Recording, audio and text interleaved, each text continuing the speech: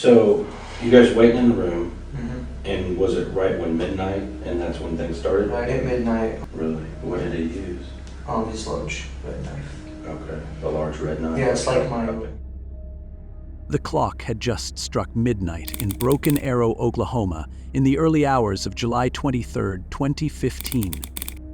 A chilling silence blanketed the neighborhood. Then, a 911 call pierced the quiet. On the other end, a young girl's voice, trembling with terror. The details were fragmented, but the fear was unmistakable. Broken Arrow 911. Hello? Hello. Hi, where are you at? Broken Arrow, Oklahoma 7411. What address? 709 Magnolia Court. Okay. Are you the only one there? No, my brother's attacking my family. Your dad is attacking your family? No, my brother. He has an idea stealing me. Oh, millions of people died. Okay, who's attacking your family? What? Who's attacking your family? Yes. Who is it? Do they have... I'll call back.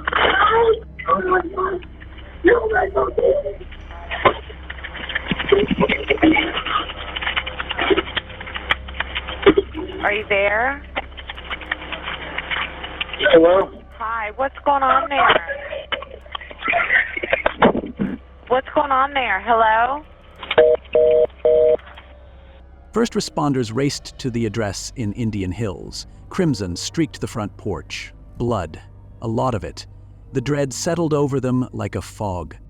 From within, a girl's voice, fragile yet filled with primal terror, screamed, "Save me! Save me!" Officers stormed inside. What they found would forever haunt their memories. A 13-year-old girl lay on the floor, stabbed repeatedly, her throat brutally slit, yet still clinging to life. Against all odds, she had survived. If only just. Officers rendered aid in a desperate race against time. Welcome to Grimvault. If you're here for more than headlines and shock value, if you believe true crime should haunt, challenge, and humanize, then you're in the right place. In this vault, the stories don't rest. We uncover the darkness others tried to bury. And in this episode, one story refuses to stay buried. The nightmare was far from over. As officers moved deeper into the house, a scene of unimaginable carnage unfurled. Blood painted the walls and floors. A grotesque masterpiece of violence. 12-year-old Daniel Bever lay lifeless, his small body punctured by multiple stab wounds. Nearby, their mother, 44-year-old April Bever, had suffered 48 stab wounds, a brutal assault that spoke to the sheer ferocity of the attack. Their father, 52-year-old David Bever, was found close by, his life ending under 28 vicious stab wounds. Officers pressed on. In the bathroom, huddled together in a final, desperate attempt at safety, were 7-year-old Christopher and 5-year-old Victoria. Their innocent lives, too, had been cruelly taken. Yet amidst the horror, a fragile ember of hope flickered. The youngest Bever child, a 2-year-old girl, was found alive, unharmed. Overlooked by the chaos, her survival defied the brutality surrounding her. While processing the scene, officers caught movement.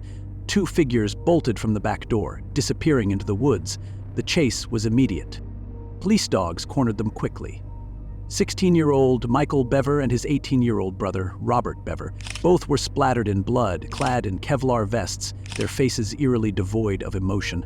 A haunting image burned into the memories of every officer present. On the way to the station, neither spoke. Their eyes were vacant. The chilling realization settled over the authorities. The perpetrators were family, the Bever family. To their neighbors, they were a mystery wrapped in secrecy. 6 of their children were homeschooled, largely shielded from the outside world. Their father had installed a web of security cameras inside and out, a fortress of technology reinforcing their isolation. But even within such walls, there was no protection from the dark corners of the internet. The Bever home had become a digital echo chamber. Michael and Robert, each with 2 laptops, found the seeds of their unspeakable acts online. Robert, the older brother, developed a disturbing obsession with mass murderers like Eric Harris and Dylan Klebold. This wasn't mere curiosity. It consumed him entirely, infiltrating his thoughts and shaping his identity. Robert would spend hours reading manifestos, dissecting attack timelines, and haunting online forums that idolized infamous killers. For Robert, this fixation became his purpose, a dangerous obsession that dominated his every waking moment. His internet history painted the picture clearly. Countless searches for mass shootings, bomb-making, tactical gear, and the chilling details behind high-profile massacres. To him, these acts weren't tragedies. They were benchmarks of infamy he desperately wanted to surpass. Michael and their surviving sister would later testify to Robert's fixation. He wasn't just fascinated, he was planning. Their conversations turned darker, their rooms filled with knives ordered online, their internet activity spiraling deeper into violent corners of the web. Robert's journals, found later by investigators, were disturbing blueprints, diagrams, lists, countdowns, an eerie mix of fantasy and deadly precision. Some experts later suggested Robert's obsession stemmed not just from violence, but a desire for control, for the twisted legacy of becoming a household name through horror. Together, the brothers meticulously designed a killing spree. Their goal? A cross-country rampage of random killings, with a body count between 50 and 100 lives, a delusion born of hate and online radicalization. First, they needed weapons. Robert ordered guns for local pickup and ammunition for home delivery, yet the shipment carried a risk. Neighbors or family could discover the order. So Robert devised a new, horrifying plan. Eliminate their family the day before the ammunition arrived. Cold, calculated. He reasoned starting their spree with a high count would make their mark unforgettable. The plan for the massacre was equally monstrous. They intended to slit their family members' throats as they slept, dismember the bodies, stash them in the attic, and, once armed, unleash their killing spree, posting images of their dismembered family online to announce their infamy. It was so devoid of humanity that even seasoned investigators recoiled reading the details. Like most fantasies born in darkness, the plan quickly unraveled. As Michael later admitted, nothing went according to plan. A chilling understatement. Just as they prepared to act, their 13-year-old sister entered the room. One brother lured her inside. Robert attacked, slitting her throat, but she screamed, a raw, guttural cry that shattered the night silence. Her screams jolted the house awake. From this moment on, testimonies diverged, but the violence that followed is horrifyingly clear. Their mother, April Bever, stumbled into the hallway, fighting to survive. Despite her injuries, she managed to burst outside, desperate for help, but Michael, following, dragged her back inside and finished the assault. Their father, David, awoke to the chaos. Robert ambushed him, stabbing and slitting his throat with cold precision. The brothers then turned on their siblings. Daniel, just 12, was stabbed repeatedly. In the bathroom, 7-year-old Christopher and 5-year-old Victoria huddled together, terrified. Michael knocked on the door, feigning distress, whispering, "Help, Robert's out to get me." The innocent children opened the door. Instead of the help they expected, they faced only unimaginable violence. The brothers descended, stabbing relentlessly. For the youngest, the odds were impossible. Their tiny bodies were no match for the brutality unleashed, a crime that would haunt even the most hardened investigators. But fate intervened. Sirens wailed in the distance, derailing their spree. The brothers bolted out the back door into the woods, barefoot, panicked, desperate to escape. It was too late. Police dogs found them within minutes. Police say Michael and Robert Bever brutally killed their parents and 3 of their siblings late Wednesday night. Minutes after the murders, Broken Arrow police officer Marquis Baldwin and his canine, Gira, were called in to help search for the brothers. We responded to the address not knowing what we had. So officers started searching. Baldwin and his canine beginning their search outside. From the very get-go, when we started the track, His nose was to the ground. It was a footprint in the grass that helped lead officers in the right direction. When the teens were found in the nearby woods, one tried to put up a fight, and that's when Jira attacked. The arraignment came swiftly. Michael and Robert faced 5 counts of first-degree murder and 1 count of aggravated assault with a deadly weapon. Both pled not guilty. Robert eventually pled guilty to all charges, sentenced to life without parole, now housed at Joseph Harp Correctional Center. So, you guys waiting in the room, Mm-hmm. and was it right when midnight, and that's when things started? Right at midnight, my sister, she came in because she was getting to go to bed. She came in to tell us. How old is 13. Okay. She came in to tell us that Mom wanted us to get the kitchen done before we went to bed and put the cats up. And basically, we did what we planned. I got to my desk, and I had to look at something to just get to roll up. We went up behind her, grabbed her, and slid her through. Really? What did he use? His large red knife. Okay. A large red knife? Yeah, it's like mine. How big is it? It's like mine, only red. It's about Oh, I see. that big. The one that you stabbed, who was that? Christopher. Christopher, that's what He's I'm trying to he's say. I think. He's 8. 10. And he was in the bathroom. Yep. So Daniel had got stabbed in the neck, ran out Mhm. to where your mom was. Yeah. Robert followed him, stabbed him some more. Yeah, after we stabbed Christopher in the bedroom. Oh, I see. Okay. And then basically after that, everyone was pretty much dead. We forgot about all. Who was dead? Everyone, I think, Okay. looked like they were dead, except for she was laying in the TV screaming. Then there was a knock at the door. Okay. Someone knocked at the door. I think that might have been the neighbor because the police wouldn't have been there yet. And then they just kept knocking on the door. So we turned around. I grabbed on, put my soft vest and heavy vest on. I was carrying the plates. I put my helmet on. And then we went out the back door of Darren's office, climbed over the fence, went down into the park, and started cutting through the woods. Okay. We both collapsed. I think so. We were just sitting there, and they found us. That's how you got kind of dirty and stuff, dirt on you. So you guys collapsed. Michael, still a minor, stood trial in 2018. Oklahoma law allows juveniles aged 15 to 17 charged with first-degree murder to be prosecuted as adults. The Bever home, once hidden behind drawn curtains and surveillance cameras, became a symbol of unimaginable tragedy, the deadliest massacre Broken Arrow had ever seen. In the aftermath, the community rallied, raising funds to demolish the house and replace it with a memorial. But fate intervened once again. A year after the murders, the house caught fire under suspicious circumstances. Its charred remains were demolished, and in 2019, Reflection Park was dedicated, honoring the victims, the first responders, and a city forever scarred by what unfolded behind those walls. The 2 surviving Bever sisters, their identities protected by law, were adopted by a loving family. Their path toward healing, though steep and uncertain, continues beyond the public eye. But Michael Bever's legal battle was far from over.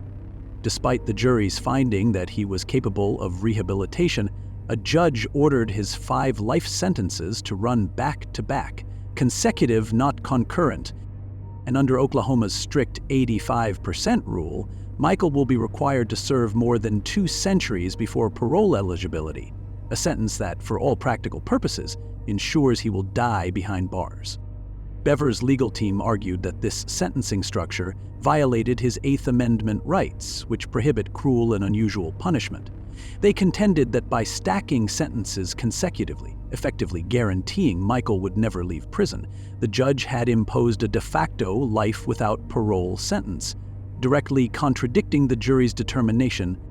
The jury, after hearing extensive testimony, had explicitly found that Michael was not irreparably corrupt and permanently incorrigible, a legal threshold established by the U.S. Supreme Court for determining whether a juvenile can be sentenced to life without parole. By the jury's conclusion, Michael, though guilty of horrific crimes, retained the potential for rehabilitation, a belief that under prevailing constitutional standards should have spared him from a guaranteed lifetime behind bars.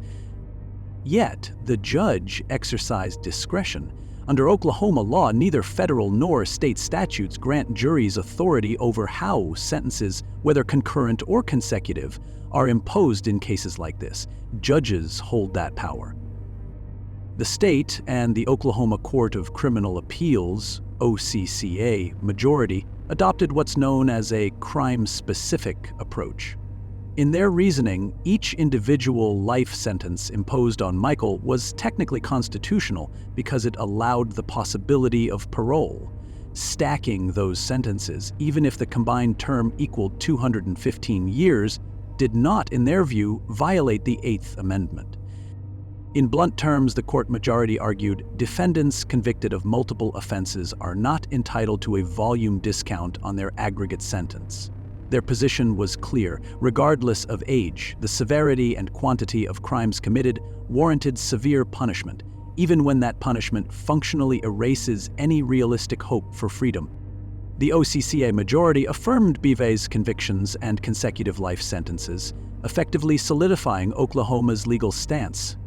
Consecutive sentences for juveniles, even when they amount to a functional life without parole, do not breach constitutional protections, so long as each individual sentence technically leaves the door to parole open, at least on paper. However, this ruling was far from unanimous. Presiding Judge Lewis and Vice Presiding Judge Kuhn issued scathing dissents, arguing that the majority misapplied constitutional safeguards for juveniles. They emphasized that the Eighth Amendment's protections extend beyond mere technicalities. It's about ensuring that young offenders deemed capable of reform aren't subjected to punishments that eliminate any realistic opportunity for redemption. Lewis and Kuhn pointed to a glaring contradiction.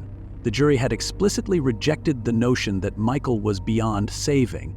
Yet, through consecutive sentencing, the court had engineered an outcome where parole eligibility wouldn't arise for over 2 centuries, an outcome indistinguishable from life without parole in practice.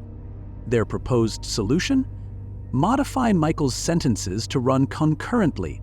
This adjustment would have made him eligible for parole consideration after approximately 38 years, granting at least a theoretical path to release contingent on evidence of rehabilitation. Michael Bever's convictions and consecutive life sentences remain in place, upheld by Oklahoma's judiciary. The court cemented the state's position. Consecutive sentences for juvenile offenders, even when they functionally amount to life without parole, are constitutionally valid if each sentence, viewed in isolation, allows for parole someday. This legal battle exposed a much deeper national divide. At its core lies a difficult question: should courts focus strictly on the number and severity of crimes, or should they consider the punishment's real-world effect, especially for young offenders? This ongoing clash between focusing on crimes versus consequences continues to fuel intense debate in legal circles, state houses, and public discourse across the country. Does the Constitution truly permit states to circumvent the spirit of Supreme Court rulings by stacking sentences, effectively ensuring a juvenile offender dies in prison, even when a jury finds them redeemable? Or does the nature of crimes like the Broken Arrow massacre justify the harshest penalties, regardless of age? For Michael Bever, the legal path forward is impossibly narrow. Despite the jury's belief that he isn't beyond redemption, he now faces a life defined by steel bars and courtroom appeals, a sentence that, in reality, leaves no room for a second chance. The Broken Arrow massacre left an indelible scar on the community and ignited a legal firestorm that continues to test the boundaries of juvenile justice. This case forces us to confront uncomfortable, often haunting questions. How do we balance accountability with the evolving science of adolescent brain development? Can isolation, online radicalization, and unchecked obsession warp even the youngest minds beyond recognition? What do you think? Should juvenile offenders who commit unspeakable acts spend the rest of their lives behind bars? Or does the possibility of change, no matter how small, deserve a place in sentencing? Let us know your thoughts in the comments below. If this story resonated with you, like the video and subscribe to Grimvault for more cases that challenge, haunt, and humanize. Hit that notification bell so you never miss our next unsettling journey. Your support helps us continue to uncover the stories others tried to bury. Stay safe, stay curious, and we'll see you in the next story.